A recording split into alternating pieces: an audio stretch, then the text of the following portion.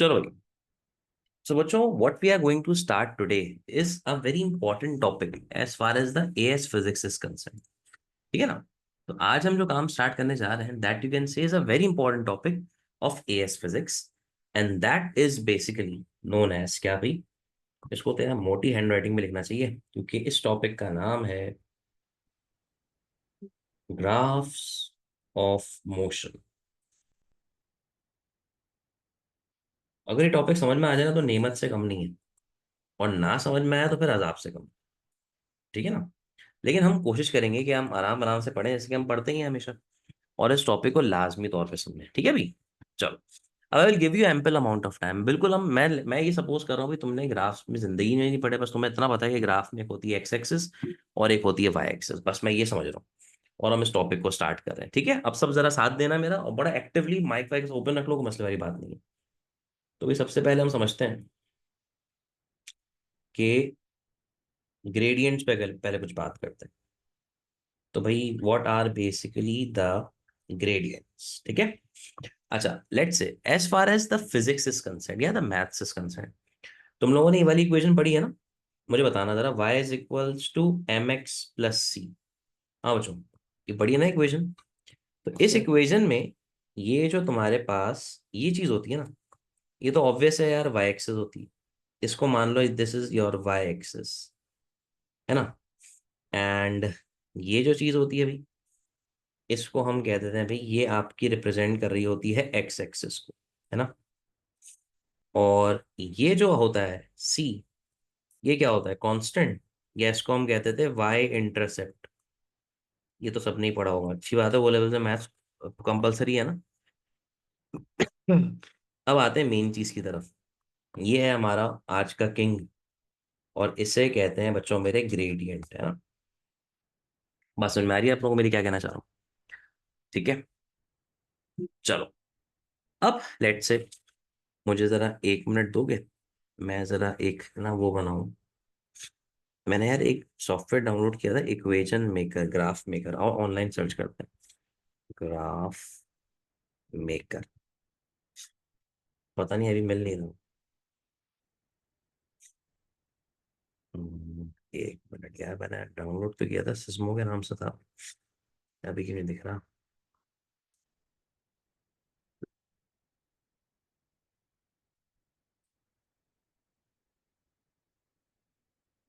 एक सेकेंड।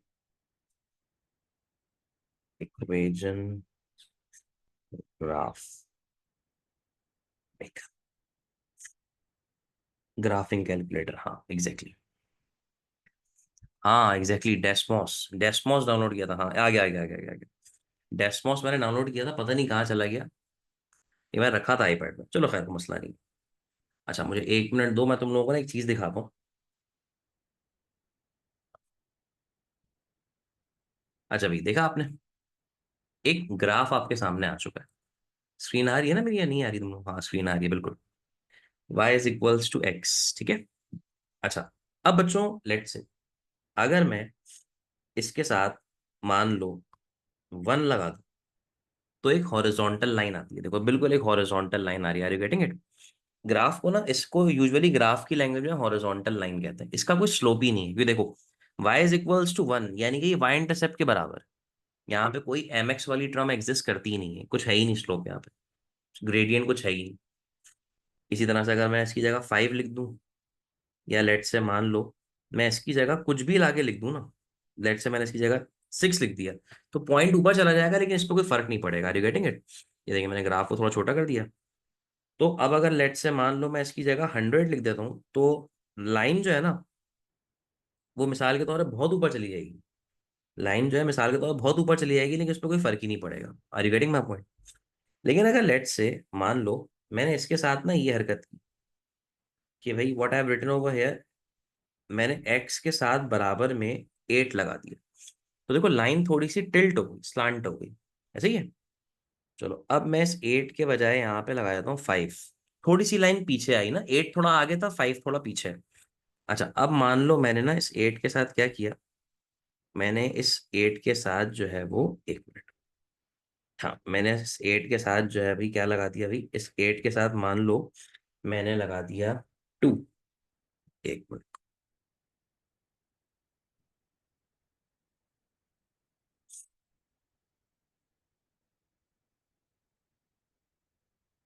हाँ, ग्राफ छोटा हो चुका है, ये लाइन आ चुकी है। तो भाई ऑटोमेटिकली अब मैं इसके साथ लगा देता हूँ ये चीज कि भाई y is equals to,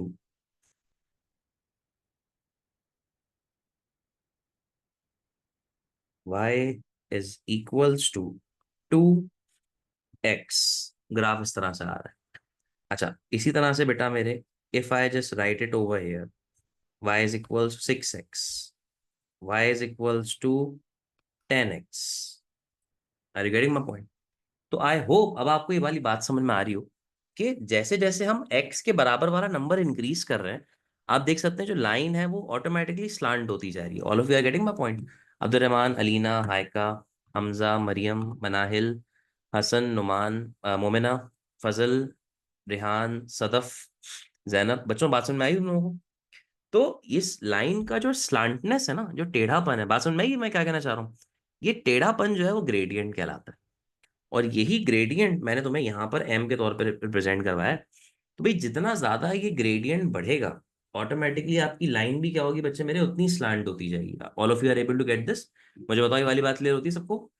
Rehan, Zainab, clear है बेटा? Sir would the gradient B infinite और कंप्लीटली स्ट्रेट? हाँ बिल्कुल ऐसी होगा, बिल्कुल ऐसी, बिल्कुल ऐसी है। ठीक है भाई, डन है। तो लेट्स से अब हम अपने टॉपिक पे वापस आते हैं। मिसाल, सो ये आगे भी आपकी प्यारी सी y axis and this is suppose to be the x axis. ये आ गई तुम्हारी x axis and this is suppose to be the y axis.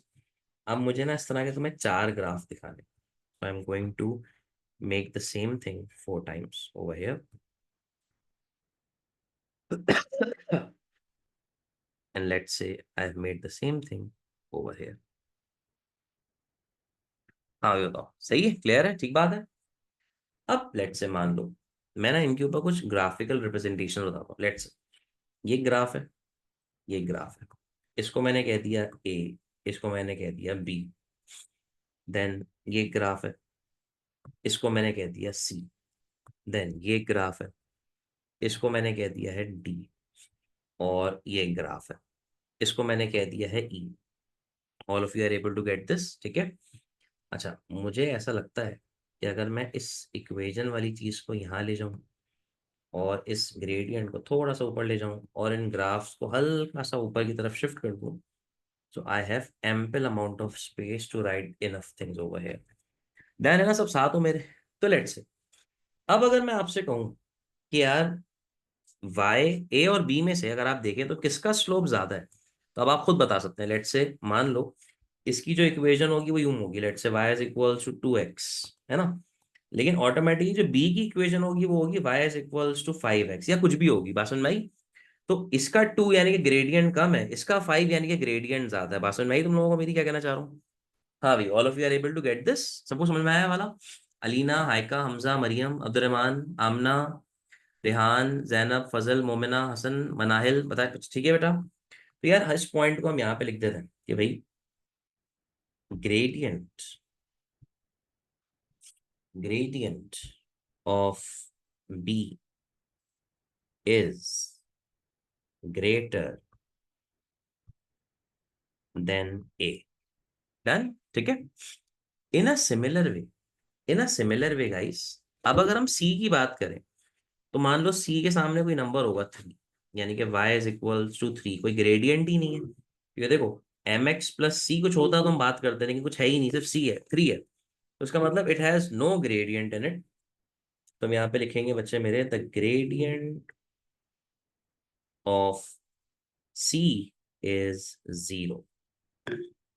ठीक है, the gradient of C is 0 and it is called, it is called horizontal line. इसको हम कहते हैं हॉरिजॉन्टल लाइन। ठीक है, all of you are able to get this? अच्छा, D के बारे में क्या इंफॉर्मेशन देना चाहेंगे आप लोग? तो आप कह सकते हैं कि भाई the gradient of D is infinite, कुछ है ही नहीं। And it is called vertical line. इसको कहा जाएगा vertical line. Are you getting my point? ठीक है। अच्छा, अब बच्चों मेरे, मुझे बताओ, ये जो ई है, ये जो ई है, इसको मैं क्या कहूँ? इसके बारे में क्या कहते हो? ग्रेडियंट ऑफ ई इज, हाँ भाई, ई के बारे में क्या कहते हो? Will it be a positive gradient और अ नेगेटिव ग्रेडियंट? हाँ भाई, एक आंसर तो आ गया, पता है। डी के बारे में क्या कहते हैं? It's a negative gradient. बिल्कुल सही कह रहे हैं आप, it's a negative gradient. Because negative gradient क्यों है? ये देखिए ना, जैसे आपके पास एक्स की वैल्यू में इंक्रीमेंट आएगा ना, वाई की वैल्यू कम होती जाएगी। तो yes, we are going to write the gradient of E is negative because because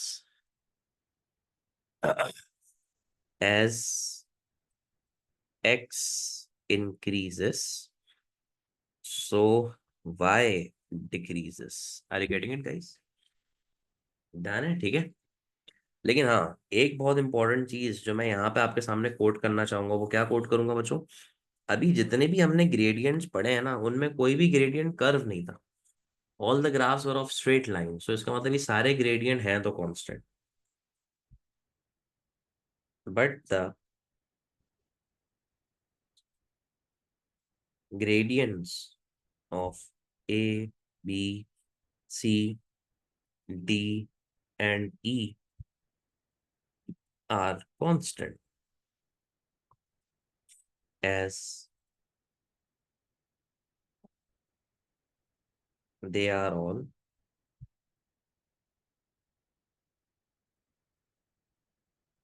straight line. Are you getting my point? Aamna, Abdulrahman, Alina, Haika, Hamza, Maryam, Manahil, Hasan, Mohammad, Hasan, Momina, Fazal, Rehan, Zainab. Clear हो गया बेटा? कोई मसला, कोई परेशानी? क्रिस्टल क्लियर हो गई चीजें यहाँ तक? ठीक है। चलो इसको कॉपी कर लो। I am giving you 2 minutes, फिर हम इसको ना कर्व वाली चीजों की तरफ लेके चलते हैं। ठीक है ना? अभी बात समझे आप लोग? चले इसको आराम से बना लें। ठीक है रीना, गुड। चलो ये बाकी लोग भी लिख लो, जरा बना लो अपने पास, फिर आगे बढ़ते हैं उसको लेकर।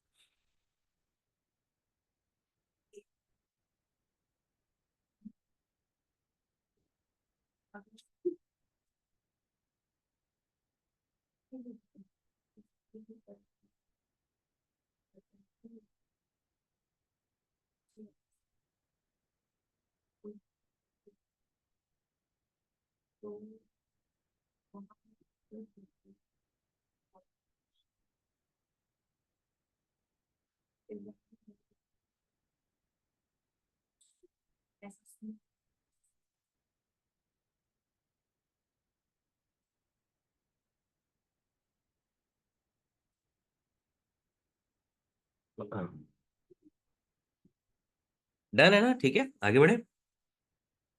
चलो भाई।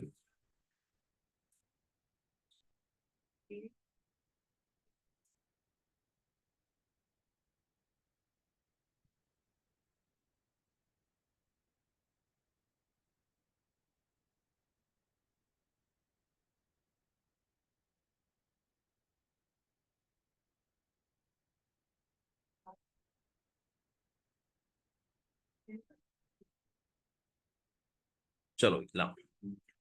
अब दोबारा से आते हैं। अब इस पे हम यूं बनाते हैं।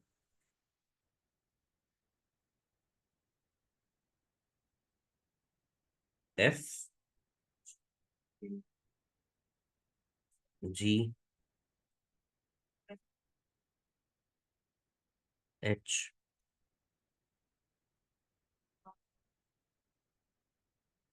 आई। चलो अब लेट से मान लो। अब बच्चों देखो इसका, अगर मैं यहाँ पे एक लाइन ड्रॉ करूँ ना,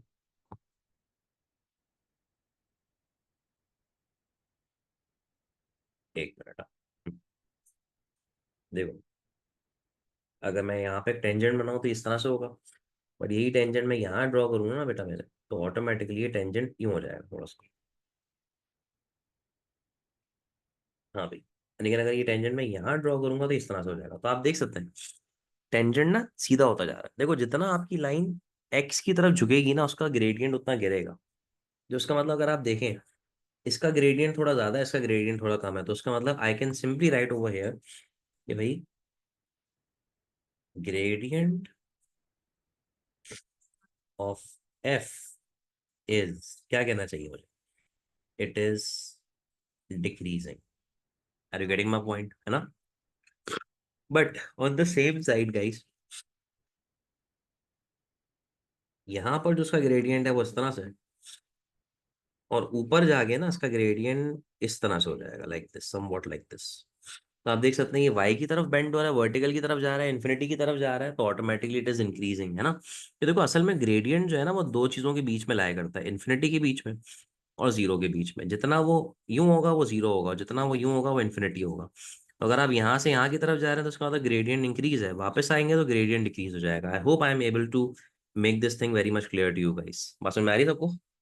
तो ऑटोमेटिकली जी के बारे में ये कह सकते हैं कि भाई ग्रेडियंट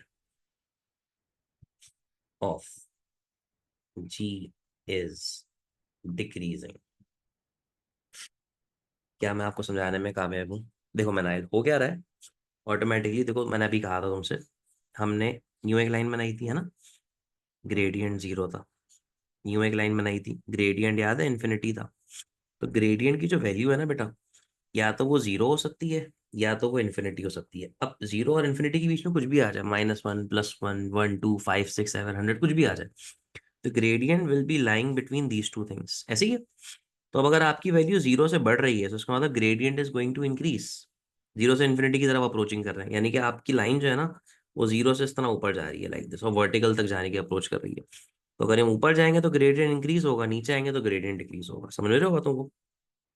तो अब अगर तुम ना इसी बात को इस ग्राफ पे इम्प्लीमेंट करो, इसी बात पे इम्प्लीमेंट करो, सो ऑटोमेटिकली, ऑटोमेटिकली अगर हम इसको यहाँ ड्रॉ करेंगे ना, जैसे मैं यहाँ बनाऊंगा, तो आप कहेंगे कि द ग्रेडियंट शुड बी, ये मैंने उल्टा लिख दिया, मैं किसी और जुमरे में लिख गया, हाँ the gradient should be increasing, the gradient of G is increasing. बात समझे सब? ठीक है, हाँ वो इंक्रीजिंग ही था, मैंने गलती से डिक्रीजिंग लिख दिया था। ठीक है मिनाइल, क्लियर हो गया? आमना क्लियर है भाई? हाय का सही है ना? चलो ये बात तो बिल्कुल सही कही तुम लोगों ने, तो मसले वाली बात ही नहीं है। अच्छा, अब सबसे ट्रिकी वाला पार्ट, यहाँ पर मैं कोई ग्रेडियंट बनाता हूँ, एक मिनट, सॉरी गाइस। यहाँ पर एक ग्रेडियंट बनाते हैं और यहाँ पे एक ग्रेडियंट बनाते हैं।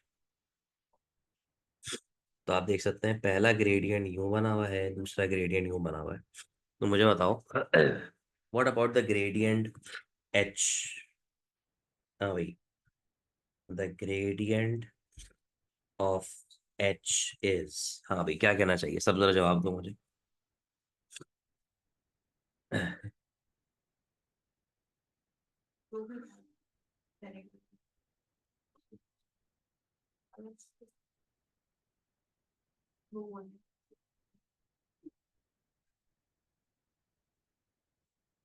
अब देखो एक बड़ी इंपॉर्टेंट चीज है, मिसाल हम नीचे की तरफ आ रहे हैं तो उसका मतलब इसकी वैल्यू अगर मान लो -4 है तो उसकी वैल्यू -2 होनी चाहिए। ये -4 क्यों है? कि जल्दी जल्दी कम हो रहा है और ये थोड़ा हल्के हल्के कम हो रहा है, ऐसे ही है। तो उसकी वैल्यू -4 है, लेट से इसकी वैल्यू -3 है। तो होगा क्या, मैं उसी की तरफ आ रहा हूँ, होगा क्या अगर हम इसके मैग्नीट्यूड को देखें ना, तो मैग्नीट्यूड का मतलब विदाउट माइनस का साइन, तो फिर तो ये ग्रेडियंट डिक्रीजिंग है। बट अगर हम इसको विद नेगेटिव साइन देखें तो ये जो है वो ऑटोमेटिकली इंक्रीजिंग ग्रेडियंट है। बस में आई। इसको हम फिजिक्स में क्या कहते हैं, इसको हम फिजिक्स में कहते हैं कि इट इज डिक्रीजिंग। हाँ भाई,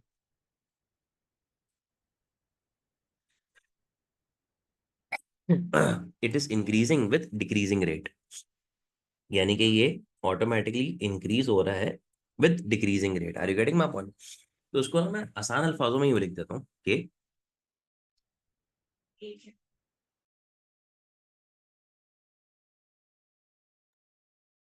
ठीक है बच्चों? तो अब इसको हम इस तरह से लिखेंगे कि भाई the magnitude of H, gradient of H is increasing. ठीक है ना। इंक्रीजिंग क्यों है, क्योंकि देखो वो लेस नेगेटिव, मोर नेगेटिव से लेस नेगेटिव की तरफ शिफ्ट हो रहा है। Are you getting my point? But as far as its magnitude is concern, magnitude wise वो ऑटोमेटिकली क्या हो रहा है, इंक्रीज हो रहा है। ठीक है ना, समझ में आई बात? तो ग्रेडियंट ऑफ एच जो है वो इंक्रीज हो रहा है, मैग्नीट्यूड वाइज वो डिक्रीज हो रहा है। Magnitude of gradient of h is decreasing। समझे? हाँ बिल्कुल ऐसी। सही है, बात समझ में आई सबको ये वाली बात? हाँ भाई। आमना, अब्दुलरहमान, हाइका, हमजा, मरियम, मिनाहिल, हसन, मोमिना, फजल, रेहान, जैनब, मुझे बताओ।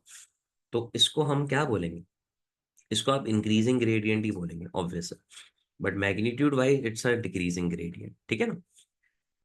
तो अगर ये इंक्रीजिंग ग्रेडियंट है, this should be a decreasing gradient, but magnitude wise this should be increasing, क्योंकि देखो if I just draw some lines over here, इस तरह से और इस तरह से, लाइक दिस। अब लेट्स से मान लो इसमें थोड़ा हल्के हल्के चेंज आ रहा है, तो let's say it is of -10, और इसमें जल्दी जल्दी चेंज आया तो इट इज ऑफ -20। तो देखो magnitude wise it is increasing, लेकिन इन एक्चुअल असल में डिक्रीजिंग ग्रेडियंट है। ऐसे ही है। तो as far as the I is concern, तो हम लिखेंगे ग्रेडियंट ऑफ आई इज, अभी gradient of I is decreasing, ठीक है। But as far as the magnitude is concerned, but as far as the magnitude is concerned, the magnitude is increasing, है ना।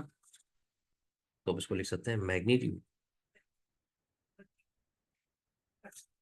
of gradient of I is increasing। All of you are able to get this? हाँ भाई, सबको clear हुए वाली बात? अभी मैं क्यों बता रहा हूँ कि मुझे आगे चल गया तो मैं कुछ ग्राफ्स दिखाने हैं, तो वो आराम आराम से पढ़ेंगे तो इंशाल्लाह से बात की जाएगी। ठीक है भाई। आई समझ में नहीं आया? हाई का देखो, -10 था, ये -20 पे गया। अब देखो नंबर तो बढ़ गया ना, तो मैग्नीट्यूड तो बढ़ा है, बट -10 जो है ना एक बड़ी वैल्यू है, और -20 एक छोटी वैल्यू है। अगर मैं तुम्हें एक नंबर लाइन बना के दिखाऊं, ये 0 है, -10 कहीं यहाँ आएगा, -20 और पीछे आएगा। तो ये बड़ा नंबर है और ये छोटा नंबर है। नेगेटिव में नंबर जितना बड़ा होता है ना, असल में वो उतना बड़ा नहीं होता, वो उतना छोटा हो जाता है। You getting it? तो इसकी वैल्यू कम है, इसकी वैल्यू ज्यादा है। देखो ग्रेडियंट डिक्रीजिंग है, बट मैग्नीट्यूड वाइज वो इंक्रीजिंग है। तो भले मैग्नीट्यूड को तुम छोड़ दो, सिर्फ ये देख लो कि भाई this should be increase decreasing increasing, this should be increasing and this should be decreasing. Are you getting my point बेटा? अंडरस्टूड? आई का क्लियर होगी बात यहाँ तक? चलो अब इसको प्रॉपर्ली कॉपी कर लो गाइस, फिर हम इसको आगे लेके बढ़ते हैं। डन है? आई का कोई और सवाल? जैनब समझ में आया? मोमिना व्हाट अबाउट यू बच्चे? मिनाहिल क्लियर है? हमजा, हाइका, अब्दुलरहमान, आमना, ठीक है भी? सबको समझ में आ चुकी है वाली बात यहाँ पे? चलो कुछ लोग लिखना है, लिखने तो मैं 2 मिनट रुका हूँ, फिर आगे बढ़ते हैं उसको लेकर, ठीक है।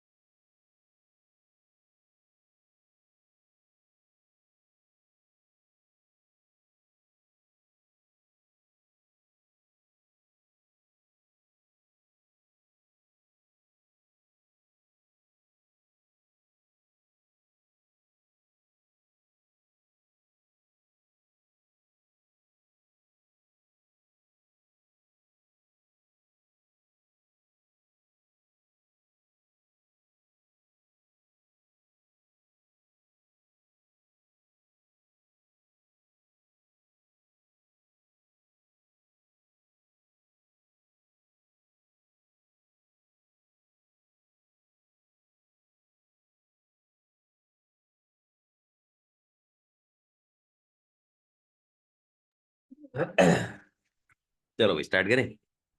आ जाओ। नाउ गाइस, अब हम थोड़ा सा इस काम को और आगे लेके चले। सॉरी यार, बहुत डिस्टरबेंस कर रहा हूँ मैं तुम लोगों के साथ, लेकिन मैं क्या करूँ, थोड़ा सा ना बहुत ज्यादा फ्लू है। खैर, सही है, ये वाली बात क्लियर हो चुकी है ना आपको। मैंने अच्छे खासे कोशिश करी कि मैं आपको शेप्स याद करा सकूं। अब बच्चे, now we have some graphs in our course, जिनको आराम आराम से पढ़ते हैं और इनके ऊपर थोड़ी सी बात करते हैं। बच्चे मेरे एक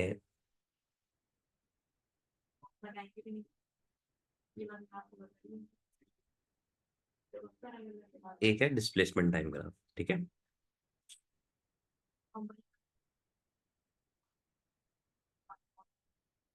अच्छा, एक है वेलोसिटी टाइम ग्राफ, और ऑटोमेटिकली एक है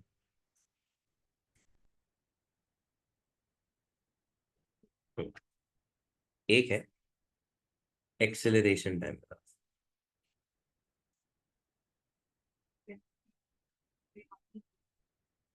डन है। अच्छा, अब देखो, इतना तो आई होप तुम सब जानते हो, तुमने अपने ओ लेवल्स में पढ़ा है।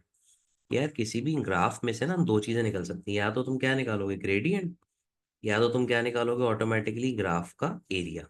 Are you getting my point? ये वाली बात तो पता है ना। अब बच्चों एक बात दिमाग में अच्छी तरह बिठाओ। देखो, with a if you are dealing with a displacement time graph,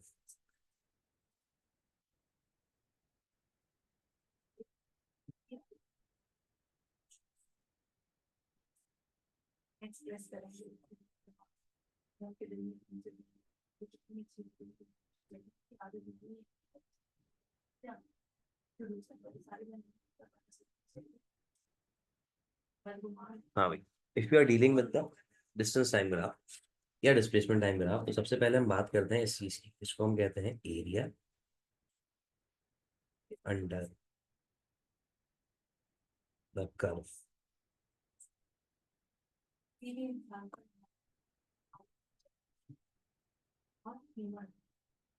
ये भी एरिया अंडर द कर्व है, ये भी एरिया अंडर द कर्व है, ठीक है। और दूसरा जो है ना, वो है आपके पास क्या बच्चे मेरे, ग्रेडियंट।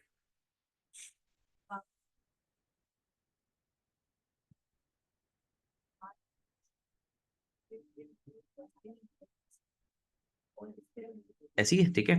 अच्छा, अब हमें इस बात को समझना होगा बेटा कि भाई यहाँ पर जो एरिया है ना, मिसाल के तौर पे किस चीज़ की बात की जा रही है, अगर हम डिस्प्लेसमेंट टाइम ग्राफ की बात करें तो इसका एरिया कुछ नहीं होता, इट इज नन, जीरो। कोई फायदा नहीं होगा निकाल के एरिया, आप निकाल के नंबर तो बैठ जाएंगे, लेकिन वो नंबर आपको कुछ बताएगा नहीं। बट हाँ, वेलोसिटी का जब एरिया निकालोगे ना, तो अब तुम्हें जो चीज मिलेगी वो होगी डिस्प्लेसमेंट।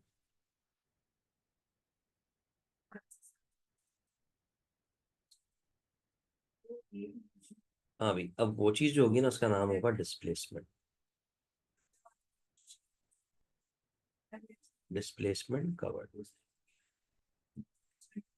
बात समझ रहे हो।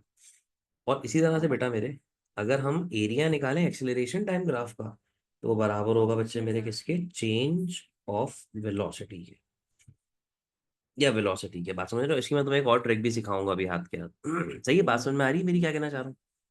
All of you are able to get all of you are able to get this guys और नॉट?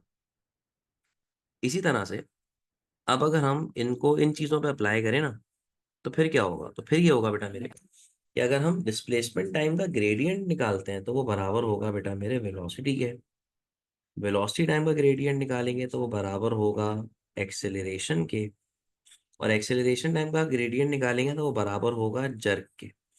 लेकिन ये ऑटोमेटिकली सिलेबस में नहीं है, नॉट इन सिलेबस, तो इसको फिर हम छोड़ सकते हैं कुछ टाइम के लिए, हमें पढ़ना ही नहीं है। झट मतलब एकदम झटका लगा। लेकिन ये और ये आपको हाथ पे को फिंगर टिप्स पे होने चाहिए।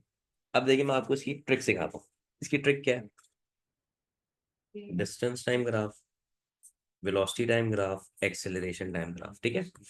अच्छा देखो, डिस्टेंस टाइम ग्राफ का निकालोगे gradient which is M speed के बराबर, वेलोसिटी टाइम ग्राफ का निकालोगे ग्रेडियंट एक्सेलरेशन के बराबर है, एक्सेलरेशन टाइम ग्राफ का क्या निकालोगे, एरिया स्पीड के बराबर है, और स्पीड टाइम ग्राफ का क्या निकालोगे, एरिया डिस्प्लेसमेंट के बराबर है, सही है। तो इस साइकिल को फॉलो कर लो या अलग से बैठ के इनको याद कर लो, both are suppose to be the same thing. अभी एक शॉर्टकट है, जुगाड़ है, जिसको पढ़ के हम बड़े आसानी से जो है इस पे बात कर सकते हैं। आमना, अब्दुलरहमान, अलीना, हायका, हमजा, मरियम, मनाहिल, हसन, मोमिना, फजल, रेहान, जैनब। क्लियर हुआ भाई सबको? याद रहेंगी सारी बातें यहाँ पे? क्रिस्टल क्लियर है? चलो शाबाश, इसको भी लिख लो। फिर अब ना हम ग्राफ से कुछ शेप्स याद करते हैं और फिर उसको हल्के हल्के आगे लेके चलते हैं, ठीक है? हाँ भाई, कोई सवाल किसी का? मोमिना, आर यू देयर बेटा? You are not replying. Momina ने कोई चैट भेजी है मुझे अब तक? नहीं, कोई भी नहीं भेजी। हाँ मोमिना बच्चे, सुन रहे हो ना तुम? Okay okay sir, okay okay, मैं बताते रहा करो मुझे। सही है भी, डन है। चलो तुम लोग करो, मैं जरा बात करता हूँ उसी पर।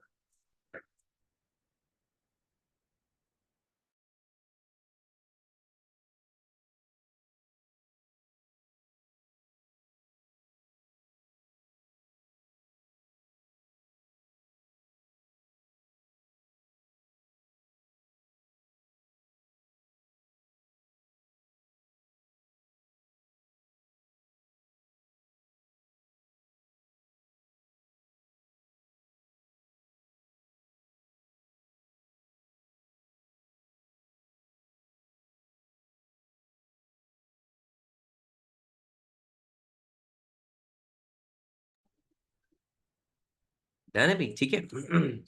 अब बच्चे, एक चीज है जो कि हमें पढ़नी पड़ेगी, ताकि हमें ना ये पता लग जाए कि यार किस तरह से सारी बातें जो है वो की जाती हैं। लेट्स से हमारे पास ना एक चीज होती है, उसको हम कहते हैं यूनिफॉर्म वेलोसिटी, या इसको हम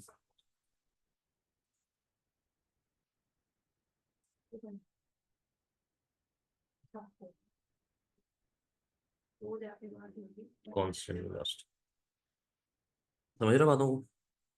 अच्छा, कहानी क्या है? कहानी ये है कि अगर आपकी, मान लो आपकी जो बॉडी है, अगर आपकी बॉडी जो है, इफ इट इज मूविंग, या आप कह सकते हैं if it is covering the same amount of distance in a same passage of time. जैसे यहाँ पे बॉडी थी, फिर आपकी बॉडी यहाँ थी, फिर यहाँ थी, फिर यहाँ थी, यानी कि लेट्स से स्पीड अगर 20 थी, फिर 20 थी, फिर 20 थी, फिर 20 थी, तो इसका मतलब यार आप कह सकते हो कि sir the speed is suppose to be constant, speed में कोई चेंज ही नहीं आ रहा। Are you getting it? लेकिन बच्चों, एक चीज होती है फिजिक्स में, इसको हम कहते हैं यूनिफॉर्म एक्सेलरेशन, या इसको हम कह सकते हैं कांस्टेंट एक्सेलरेशन। एक है यूनिफॉर्म एक्सेलरेशन और एक है बच्चे मेरे कांस्टेंट एक्सेलरेशन। अब देखो इसमें क्या फर्क पड़ेगा? इसमें ये फर्क पड़ेगा कि लेट्स से आप देख सकते हैं कि if this is suppose to be the speed ना, अब अगर मैं गाड़ी को यहाँ पर ड्रॉ करूँ,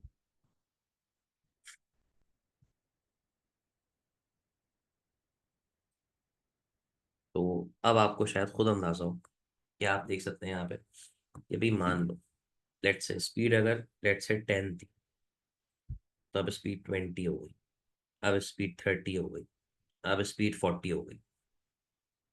सो I hope you are able to see this कि भाई speed is increasing but with constant difference, है ना? Speed is increasing but with constant difference.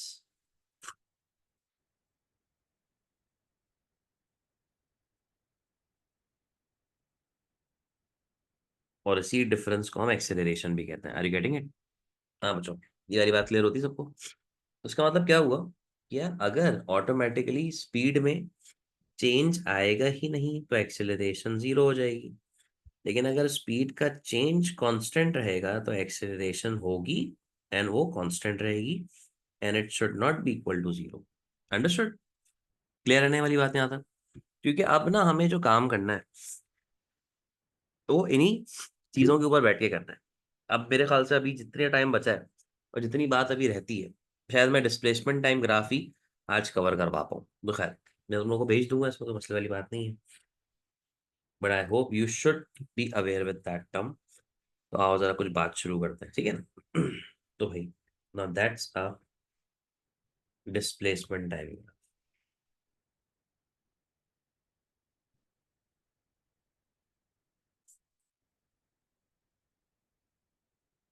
That's basically a displacement diagram. ठीक है, लास्ट पार्ट दिखाऊं, ये तो देख लो, दोबारा से देख लो, दोबारा से देख लो लास्ट पार्ट। ठीक है मनाइल, देख लिया। चलो, हाँ भाई, डिस्प्लेसमेंट टाइम था। अच्छा, अगर ना मैं डिस्प्लेसमेंट टाइम ग्राफ यूं बना दूं इस तरीके से, तो क्या कहते हो क्या होगा? तो आप ये कहेंगे कि भाई यहाँ पर ना एक पॉइंट ऐड करते हैं, और वो पॉइंट ये होगा कि भाई आपकी जो डिस्प्लेसमेंट है, क्या वो बदल रही है, कांस्टेंट है? तो आप देख सकते हैं वक्त गुजर रहा है, बट डिस्प्लेसमेंट की जो वैल्यू है ना वो एक ही जैसी है। जैसे मान लो अगर डिस्प्लेसमेंट 10 है, तो हर गुजरते वक्त के साथ डिस्प्लेसमेंट 10 ही है। तो हम यहाँ पे लिखेंगे भाई displacement is constant. Are you getting it guys? है ना? अच्छा बच्चों, सो ऑटोमेटिकली अगर डिस्प्लेसमेंट ही जीरो हो जाए, हाँ भाई, अगर डिस्प्लेसमेंट ही जीरो हो जाए तो फिर क्या होगा? If displacement is equal to zero, so velocity should also be equal to zero. ऐसे ही है। अच्छा, डिस्प्लेसमेंट टाइम ग्राफ की बात हमने अभी की थी कि यार इसका ग्रेडियंट वेलोसिटी के बराबर है। तो automatically if the displacement is zero, if the displacement is zero, then the gradient should also, जो कि स्पीड के बराबर है, शुड ऑल्सो बी जीरो। और अगर स्पीड जीरो है तो एक्सेलरेशन भी जीरो होगी। ऐसी है ना? ये वो सारी डिटेल है जो आपको इस एक छोटे से ग्राफ से मिल सकती है। बस मैं आप लोगों को भी क्या कहना चाह रहा हूँ। अच्छा भाई, इन अ सिमिलर वे गाइस, अगर हम इसको यहाँ पे इस तरह से ड्रॉ कर दें like this, and it's again a प्यारा सा डिस्प्लेसमेंट टाइम ग्राफ। ओके ना? ये ग्राफ बन गया और ये ग्राफ बन गया इस तरह से। एक यूं बना देते हैं, एक यूं बना देते हैं। This is A and this is B, या चलो उसको यूं कर लेते हैं, this is A and this is B. ठीक है। अच्छा, अब हम यहाँ पे कह सकते हैं कि भाई ऑटोमेटिकली जो ए है उसकी भी डिस्प्लेसमेंट वक्त के साथ साथ बढ़ रही है, बी की भी डिस्प्लेसमेंट वक्त के साथ साथ बढ़ रही है, ऐसे ही है। But the thing is that but the thing is that अगर मैं तुम लोगों से पूछूं कि भाई जो बी है उसने थोड़ा ज्यादा डिस्प्लेसमेंट कवर किया ए के लिहाज से, यानी कि बी ने थोड़ा ज्यादा डिस्टेंस जो है कवर कर लिया है। जैसे अगर हम देखें इस बात को, तो देखो ए ने मान लो यहाँ तक 10 मीटर कवर किया, तो बी, एक सेकंड मैं थोड़ा सा ना इसको और क्लियर कर देता हूँ ताकि बिल्कुल ही मसला खत्म हो जाए। बी यहाँ ले जाता है और ए को यहाँ ले आता है। ये देखो बी, ए है और ये बी है।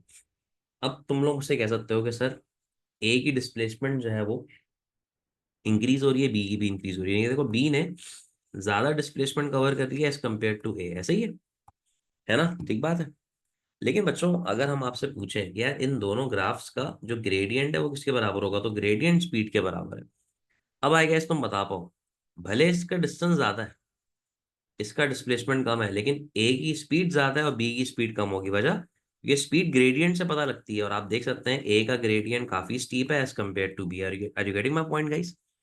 ये वाली बात क्लियर होती है? हाँ भाई, कोई मसला, कोई परेशानी? ये जो मैंने तुम लोगों को बात कही, क्या ये वाली बात क्लियर हुई? क्या बताया मैंने इसमें?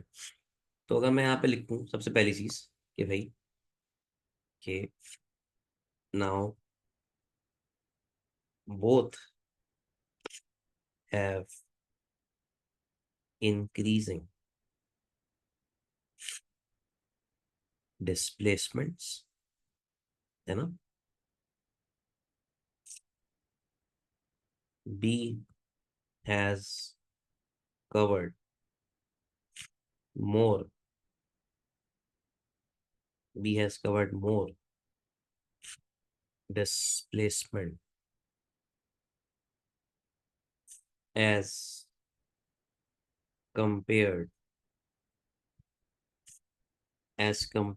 to A। ठीक है। बट वी नो दैट कि भाई the gradient of distance time graph is speed. So the gradient of A is, इसको इस तरह से लिख देते ना. So the gradient of A is greater than the gradient of B. तो हम कह सकते हैं जो स्पीड ऑफ ए है वो ऑल्सो ज्यादा होगी बच्चे मेरे किससे, स्पीड ऑफ बी से. Are you getting my point?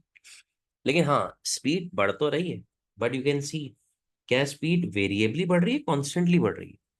ये कैसे बताओगे? अब देखो, स्ट्रेट लाइन है ना, स्ट्रेट लाइन का ग्रेडियंट कांस्टेंट होता है, हमने भी पढ़ा था. जब भी स्ट्रेट लाइन होती है ग्रेडियंट कांस्टेंट होता है. इंक्रीजिंग और डिक्रीजिंग तो कर्व में आता है. तो देखो, although their speed are, A has greater speed but B has lesser speed, लेकिन हाँ उनकी स्पीड होगी कांस्टेंट. जैसे अगर मान लो ए की स्पीड अगर 10 निकल आई और बी की स्पीड अगर मान लो 5 निकल आई, तो वो रहेगी 5 और रहेगी 10. Are you getting it? बात समझ में आ रही है? तो they both have different velocity. इसमें ए की ज्यादा है, बी की कम है, बट ये दोनों होंगी क्या, कांस्टेंट होंगी. Are you getting it? But speed will be constant. ठीक है, क्लियर हुई बात यहाँ पे? और एक्सेलरेशन जो है, हाँ भाई सही है, ठीक है. देखो, मिसाल के तौर पे अगर ये कर्व यूं होता ना, इंक्रीजिंग कर्व होता, तो फिर तो इसका मतलब था पहले डिस्टेंस कम रेट से कवर हो रहा था, फिर डिस्टेंस ज्यादा रेट से कवर हो रहा है. लेकिन देखें, यहाँ पे डिस्टेंस सेम रेट से कवर हो रहा है. जैसे अगर 1 सेकंड में 1 मीटर कवर किया है, तो 2 सेकंड में 2 मीटर कवर किए, 3 सेकंड में 3 मीटर कवर किया, सही है. तो रेशो तो सेम ही आएगा. इसी तरह अगर बी का देख लें, जिस तरह से 1 सेकंड में 1 मीटर, 2 सेकंड में दो, 3 सेकंड में तीन, तो रेट तो सेम ही आएगा. बात समझे? तो ऑटोमेटिकली स्पीड ए की ज्यादा है, बी की कम है. लेकिन जो थी वही है. यानी कि यहाँ पे कौन सा मोशन परफॉर्म हो रहा है, यूनिफॉर्म या वेरिएबल? तो यहाँ पे हो रहा है यूनिफॉर्म मोशन परफॉर्म. और आप इसको इस तरह भी देख सकते हैं, इनका ग्रेडियंट जो है वो लगातार कांस्टेंट है, और ग्रेडियंट स्पीड के बराबर है ना. तो if gradient is constant then speed should also be constant. Are you getting it guys? हाँ बच्चों, ये वाली बात क्लियर होती सबको? आमना, अलीना, हाइका, हमजा, मरियम, मिनाहिल, हसन, मोमिना, फजल, रेहान, जैनब, ठीक है बेटा, ये वाली बात क्लियर हो रही है मेरी? तो बस इसको यहाँ पे लिख सकते हैं, but due to uniform motion acceleration of both should be equal to zero. इसी वजह से दोनों की, but how do we know that velocity is, the velocity is greater for A? देखो, तुम इस बात को समझो. देखो, डिस्प्लेसमेंट टाइम का जो ग्रेडियंट है वो वेलोसिटी के बराबर है. यानी कि अगर तुम इसका ग्रेडियंट या स्लोप निकालोगे ना, तो वो वेलोसिटी देगा. अब देखो, ये मैंने इस पे मेहनत पहले कर चुका हूँ, दोबारा से बात कर लेते हैं. ये देखेंगे, थोड़ा कम स्टीपर है और ये थोड़ा ज्यादा स्टीपर है, मानती हो आएगा? तो अगर ये ज्यादा स्टीपर है ना, इसका ग्रेडियंट ज्यादा स्टीपर है, तो उसका ग्रेडियंट बराबर है वेलोसिटी के, तो वेलोसिटी भी ज्यादा होगी. अगर इसका ग्रेडियंट कम स्टीपर है, तो उसका ग्रेडियंट बराबर है वेलोसिटी के, तो वेलोसिटी भी कम होगी. Are you getting my point बेटे? अब बात दिमाग में बैठती है? हाँ हाय का बताओ. All of you are able to get this? ठीक है, चलो शाबाश, कॉपी कर लो. 2 ग्राफ और पढ़ाने यार, उसके बाद फिर हम इस काम को वाइंड अप कर रहे होंगे. जल्दी से शाबाश, कॉपी कर लो, फिर इसको आगे लेके चलो जल्दी.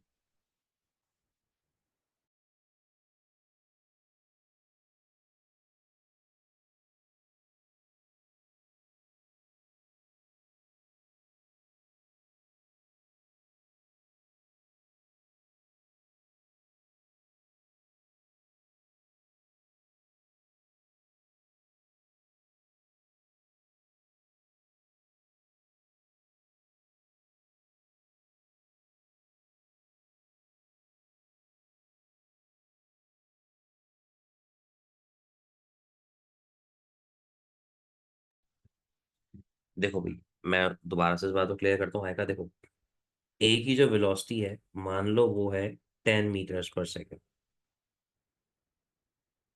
बी की जो वेलोसिटी है, मान लो वो होगी कम, let's say it is 5 metres per second. तो आपस में तो दोनों की वेलोसिटी चेंज है, लेकिन ए की वेलोसिटी यहाँ पर भी 10 होगी, यहाँ पर भी 10 होगी, यहाँ पर भी 10 होगी, और बी की यहाँ पर भी 5, यहाँ पर भी 5, यहाँ पर भी 5. बात समझ रहे हो?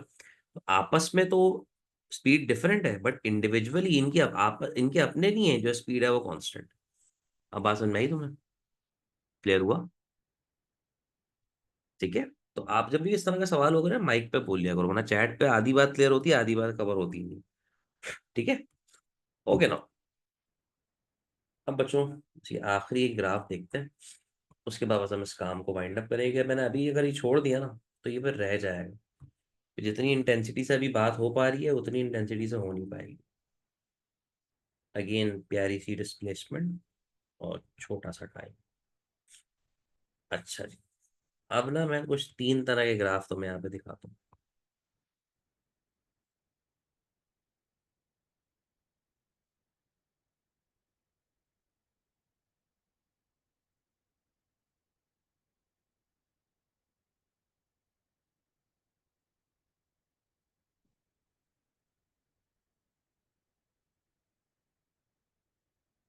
इनको बाइफरकेट कर देते हैं ताकि कोई किसी से मिक्स ही ना हो पाए।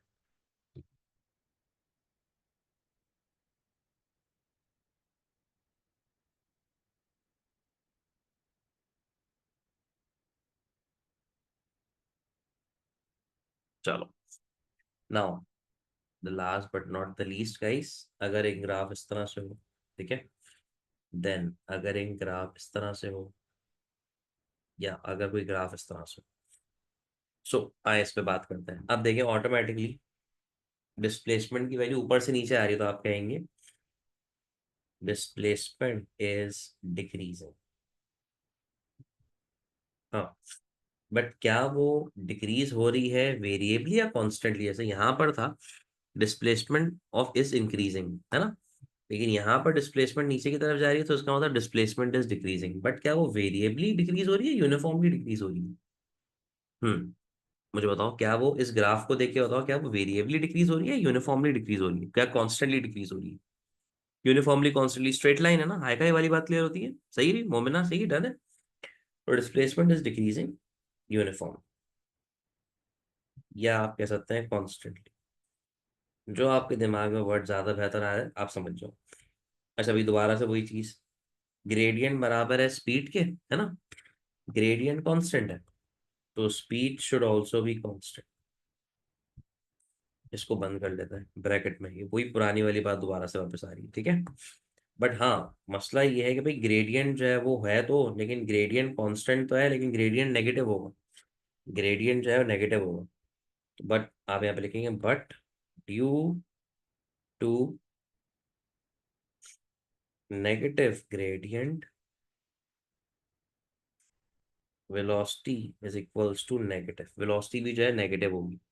लेकिन हाँ, अभी भी आप देख सकते हैं वेलोसिटी कांस्टेंट है ना, है तो कांस्टेंट, तो एक्सेशन दोबारा से क्या होगी, जीरो होगी। इसका मतलब डिस्प्लेसमेंट टाइम में जब जब स्ट्रेट लाइन बनेगी सब कुछ कांस्टेंट रहेगा, तो एक्सेशन भी कांस्टेंट रहेगी, ठीक है। चलिए अब इस पे आते हैं। अब देखिए डिस्प्लेसमेंट का नंबर हल्के हल्के बढ़ रहा है, तो डिस्प्लेसमेंट तो अभी भी इंक्रीज हो रही है यहाँ पर भी, और देखिए यहाँ पर भी डिस्प्लेसमेंट का नंबर बढ़ रहा है, तो डिस्प्लेसमेंट यहाँ पर भी इंक्रीज हो रही है। तो मैं ये पॉइंट दोनों के अंदर लिखूंगा कि डिस्प्लेसमेंट इज इंक्रीजिंग, लेकिन हाँ, नाउ इट्स अ कर्व, तो अब आपने लिखना होगा वेरिएबली, वेरिएबली या नॉन यूनिफॉर्मली। ये देखो ना, पहले कम, ज्यादा डिफरेंस से बढ़ रही थी, अब कम डिफरेंस से बढ़ रही है, ऐसे ही है। और यहाँ पे पहले कम डिफरेंस से बढ़ रही थी, अब ज्यादा डिफरेंस से बढ़ रही है, ऐसे ही है। बात समझ में आ रही है सबको? तो ऑटोमेटिकली ये पॉइंट जो है ना, दोनों के लिए ही वैलिड है। ये वाला पॉइंट दोनों के लिए ही वैलिड है। क्या मैं अपनी बात को क्लियर कर पा रहा हूँ? डन है, ठीक है। बट हाँ, तो अगर आप देखें, डिस्प्लेसमेंट तो बढ़ रही है, लेकिन इसका जो ग्रेडियंट है, हाँ भाई, इसका जो ग्रेडियंट है क्या वो बढ़ रहा है, कम हो रहा है? हाँ बच्चों, इसका ग्रेडियंट क्या हो रहा है, कम हो रहा है या बढ़ रहा है, बताओ। अगर नहीं याद आ रहा तो आओ पीछे चलते हैं। अगर ग्राफ इस तरह से बन जाए तो उसे क्या कहते हैं, डिक्रीजिंग कहते हैं ना। तो मुझे बताओ, क्या इसका ग्रेडियंट बढ़ रहा है, कम हो रहा है, डिक्रीज हो रहा है, बिल्कुल सही। और अब अगर आप यहाँ पे ग्रेडियंट बनाएंगे, सो इट इज क्या भाई, डिक्रीजिंग या इंक्रीजिंग? आओ ग्राफ में देखते हैं। तो अगर इस तरह से कुछ बन जाए तो ग्रेडियंट क्या होता है, इंक्रीजिंग, ऐसे ही है। तो ऑटोमेटिकली अब देखिए, अब इसको हम इस तरह से बोल सकते हैं कि भाई जो ग्रेडियंट है वो स्पीड के बराबर है, एंड स्पीड जो है वो क्या हो रही है, डिक्रीजिंग। ऐसी है, बॉक्स से बंद कर लो दोबारा से।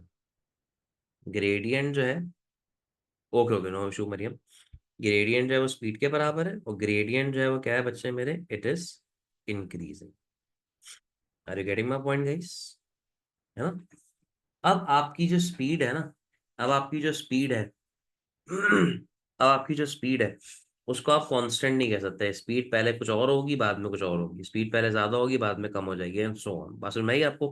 तो इसका मतलब यहाँ पर जो एक्सेलरेशन है वो नेगेटिव होगी, और यहाँ पर जो एक्सेलरेशन है वो पॉजिटिव हो गया। आई होप मैं ये वाली बात समझा चुका हूँ। क्योंकि देखो, जब वेलोसिटी में पॉजिटिव चेंज आता है तो एक्सेलरेशन बढ़ती है, पॉजिटिव होती है। नहीं, जब वेलोसिटी में नेगेटिव चेंज आया तो एक्सेलरेशन कम हो जाती है और नेगेटिव हो जाती है। बात समझ में आ रही है आपको मेरी, क्या कहना चाह रहा हूँ? तो यार ये वो 5 ग्राफ्स थे जिनसे हमने हर तरह के डिस्प्लेसमेंट वाले ग्राफ्स को प्रॉपरली डिस्कस किया। क्या ये बात समझ क्लियर हो पाती है बच्चों? अब इस पे और बात है, लेकिन वो इंशाल्लाह हम सैटरडे को करेंगे, और फिर हम इसके ऊपर थोड़ी सी और बात करेंगे। और ट्यूसडे को आपका जो चैप्टर नंबर 1 है ना, मेजरमेंट्स, उसका मैं इंशाल्लाह लूंगा टेस्ट, जिसमें मेजरमेंट्स, अनसर्टिनिटी सब आएंगी। और जो नए वाले बच्चे थे उनके लिए जो है वो पुरानी वाली रिकॉर्डिंग देख सकेंगे। और अभी ना मैं इंशाल्लाह एक दिन फिक्स कर दूंगा, मोस्ट प्रोबेबली वो ट्यूसडे ही होगा, जिसमें ना मैं सिर्फ रिवीजन करवाऊंगा, बाकी 2 दिन हमारी क्लास होगी। ठीक है भी, तो आपका टेस्ट जो पुराने वाले बच्चे उन्होंने पढ़ा हुआ है, और जो नए भी हैं अगर उन्होंने रिकॉर्डिंग देख लिया तो वो दे सकते हैं। Which should be on Tuesday, class timing को होगा। उसके बाद प्रोटोकॉल में बताऊंगा किस तरह से होता है। और बाकी इंशाल्लाह क्लास चलती रहेगी। सैटरडे को उसको कंटिन्यू करेंगे, फिर से बात करेंगे इंशाल्लाह। ठीक है भाई, क्लियर है बच्चों? आमना, हाइका, हमजा, मिनाहिल, हसन, मोमिना, रेहान, ठीक है भी सबको समझ में आ चुकी बात यहाँ तक? चलो, so we are stopping at this point and we will be continuing inshallah in the Saturday's class. Okay बच्चों, take care. Allah Hafiz. Thanks for joining guys. Allah Hafiz.